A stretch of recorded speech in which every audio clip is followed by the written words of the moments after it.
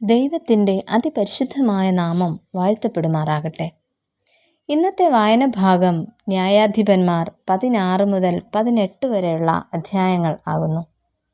ഇന്നത്തെ കുറിവാക്യം ന്യായാധിപന്മാരുടെ പുസ്തകം 3-ാം അധ്യായം 15-ാം വാക്യം. യേഹൂദിനെ രക്ഷകനായി എഴുന്നേൽപ്പിച്ചു. ഇസ്രായേൽ ജനതയെ മോവാബിൻ്റെ അധീനതയിൽ നിന്ന് സ്വതന്ത്രരാക്കിയ ബെന്യാമീൻ ഗോത്രത്തിലെ ഒരു വീരൻ ആയിരുന്നു ഏഹൂദ്. ബെന്യാമീൻ ഗോത്രക്കാരനായ ഗേരയുടെ മകനായിരുന്നു ഏഹൂദ്. ഇദ്ദേഹം ഇടംകയ്യനുമായിരുന്നു എന്ന് വേദപുസ്തകത്തിൽ പറയുന്നു. ഏഹൂദിനെ ന്യായാധിപൻ എന്നല്ല, മറിച്ച് രക്ഷകൻ എന്നായിരുന്നു വേദപുസ്തകത്തിൽ വിശേഷിപ്പിച്ചിരിക്കുന്നത്. ഏഹൂദ് എങ്ങനെയാണ് ഇസ്രായേല്യരുടെ രക്ഷകനായി തീർന്നത്? ഒന്നാമതായി, ബുദ്ധിയോടെ പ്രവർത്തിച്ചു.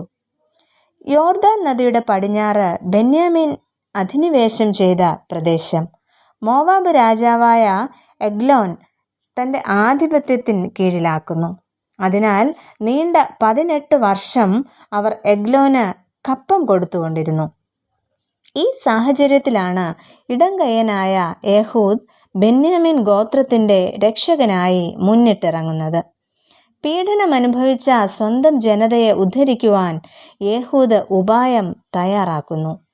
രാജാവിന് സമ്മാനങ്ങൾ ചുമന്നുകൊണ്ടുവന്നവരെ പറഞ്ഞയച്ചതിനു ശേഷം രാജാവിനോട് ഒരു രഹസ്യം പറയാനുണ്ടെന്നും രാജാവിനെ അറിയിക്കുവാനുള്ള ദൈവിക അരുളപ്പാട് തനിക്ക് ലഭിച്ചിട്ടുണ്ടെന്നും അദ്ദേഹം രാജാവിനെ ധരിപ്പിച്ചു.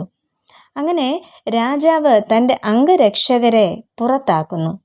ആ സമയം താൻ പ്രത്യേകം തയ്യാറാക്കിയിരുന്ന വാൾ ഉപയോഗിച്ച് രാജാവിനെ വധിക്കുന്നു.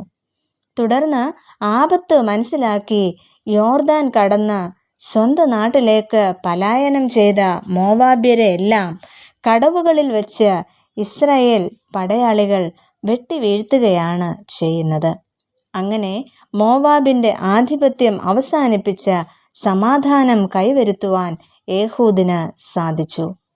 രണ്ടാമതായിട്ട്, യഹോവയിൽ ആശ്രയിച്ച് പ്രവർത്തിച്ചു.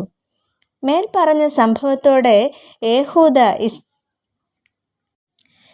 ഇസ്രായേല്യരുടെ നായകനും രക്ഷകനുമായി തീർന്നു. തുടർന്ന് ഏഹൂദ് ഇസ്രായേൽ ജനതയോട് ഇപ്രകാരം പറയുന്നു: എൻ്റെ പിന്നാലെ വരുവിൻ, ശത്രുക്കളായ മോവാബ്യരെ യഹോവ നിങ്ങളുടെ കയ്യിൽ ഏൽപ്പിച്ചിരിക്കുന്നു എന്ന്. അങ്ങനെ യഹോവയിൽ ആശ്രയിച്ച് ഏഹൂദ് പ്രവർത്തിച്ചതിനാൽ തുടർന്നുള്ള 80 സംവത്സരം ദേശത്തിന് സ്വസ്ഥത ഉണ്ടായി. മോവാബ്യരെല്ലാം ബലവാന്മാരും യുദ്ധവീരന്മാരുമായിരുന്നിട്ടും മോവാബ് ഇസ്രായേലിന് കീഴടങ്ങുന്നു.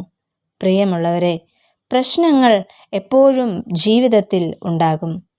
എന്നാൽ ജീവിതത്തിലെ പ്രശ്നങ്ങളെക്കാൾ വലിയ ഒരു തമ്പുരാനുണ്ടെന്ന് മനസ്സിലാക്കുവാൻ നമുക്ക് സാധിക്കണം. നമുക്ക് പ്രാർത്ഥിക്കാം. ബുദ്ധിയോടെ ജീവിപ്പാനും പ്രശ്നങ്ങളിൽ പതറിപ്പോകാതെ ജീവിപ്പാനും തമ്പുരാനെ, അവിടുന്ന് ഞങ്ങളെ സഹായിക്കണമേ. ആമേൻ.